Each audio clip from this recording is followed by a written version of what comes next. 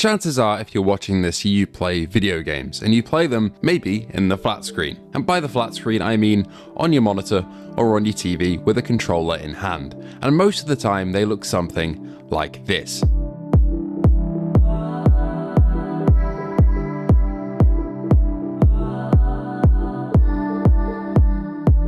This is what a AAA video game nowadays looks like. And if we take a title from this as an example, such as Battlefield, we have flashy visuals, loads of particle effects, incredible animation work, amazing sound. What if I was to tell you that there was something similar to this at its core in virtual reality?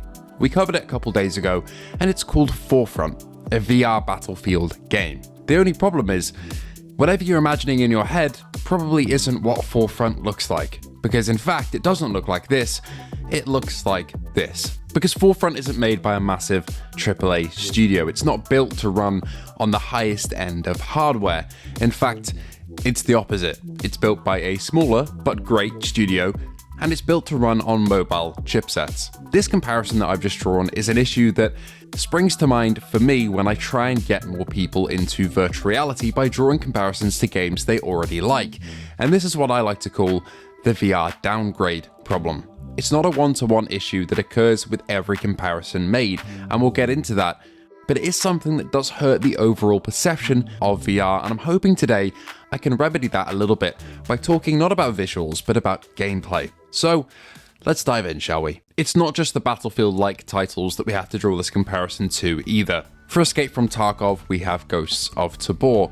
For PUBG or Warzone, we have Population 1, may it rest in peace. For Lethal Company or Repo, we have games like Deadly Delivery. There are many more examples, but the main point I want to hammer on here is that when you try and get a flat screen gamer into virtual reality by drawing these comparisons to games they already know and like, you're going to struggle, because the games that we have here on paper to show them don't look that visually impressive, and that level of fidelity just turns them off from VR immediately. And I've seen this time and time again in comment sections, on social media platforms, it's all over the place. People think it looks dull, it looks downgraded and flat, and they're not wrong.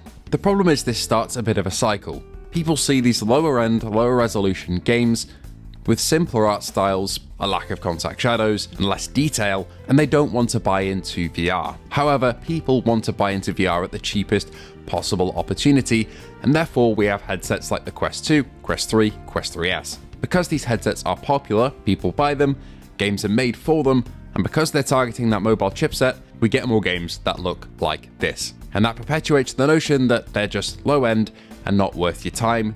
The majority of flat screen gamers who are used to not even just big budget AAA productions, but games that target higher end hardware. And this again creates the notion that these games are not worth your time, but they are.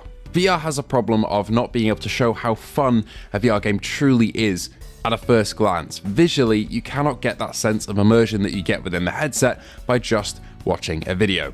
Forefront's gameplay is just as fun as Battlefield 6 for me. It's not as detailed or intricate, there's not as many moving parts or variables, but you have just as much fun. Sometimes even more so, because you're in the game doing these actions yourself and you feel a real depth and presence that you can't get in the flat screen. Take this from somebody who splits their time fairly evenly. I play a ton of games on the flat like normal because we can only get that level of fidelity there at the moment at that level of performance. Some of the best experiences in gaming to be had are in the flat, and some are in virtual reality, and I'm hoping that more people open up to the VR side of things as things move forward. It's unclear how Meta exiting the VR space in gaming a little bit and easing off those first-party productions will influence the market of virtual reality, and how Valve coming in with the Frame will help it, but perhaps we'll get a few more games targeting higher-end hardware, but only time will tell where that money will go. My solution to this downgrade expectation problem now comes down to one word: hybrids. Now, I'm not saying these original games like Forefront have to go away. I think they're fantastic and I wish more people would try them. But to get more people on board with virtual reality by drawing those comparisons to the flat, I think the best way is to simply convert those flat games to virtual reality. This is starting to happen more and more, and I'm hoping in the future we'll see it continue at a faster rate. and that momentum is definitely starting to build. A couple years ago, when Gran Turismo 7 launched on PSVR 2 alongside Resident Evil 8 and No Man's Sky, we had a good lineup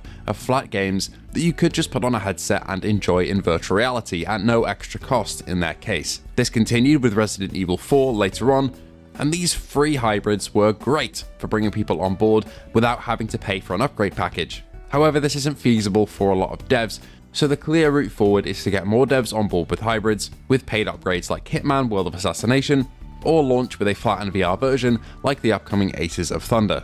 This conversion from flat to VR should solve the issue somewhat of people's expectations between gaming mediums. Having that exact experience converted into VR means that people are more likely to pick up a VR headset to try the game they've already loved, but actually be inside it this time. It's an intricate issue and a difficult one to fully address, but I think the industry's shifting towards this hybrid model, and we covered it more in depth in an earlier video, so I don't want to reiterate everything I said there about hybrids, but I think that sort of momentum could bridge that gap of expectations and patch up the wounds of those who claim that VR games are simply downgrades of existing titles.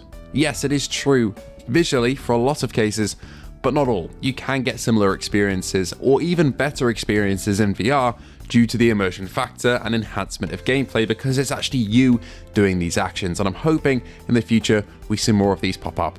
And I wouldn't be doing the due diligence that I should be as a silly YouTube personality man if I didn't mention flat to VR here. We don't just have to rely on the big studios making these crossover games and porting stuff like our Resident Evils, our Hitmans, our Flight Sims, our Gran Turismos into VR. We have not only some great modders, such as people like The Excess, who did the Lethal Company VR mod, Team Beef to name a few, but there are some big official studios releasing on actual consoles and other platforms porting full flat screen games into VR, and Flat to VR is the studio for that. They've done Out of Sight, they're doing Flat Out, Postal 2, RoboQuest, Poppy Playtime, with more and more to come in the future. They're kind of the main beacon consistently linking flat screen gamers to virtual reality with the right expectations, because they are bringing the games that they loved, either as a kid or currently, into the VR space. And for that, I'm very, very thankful. And I hope they continue to push forward as we head into the rest of 2026. And I think it's worth saying, if you are one of these people who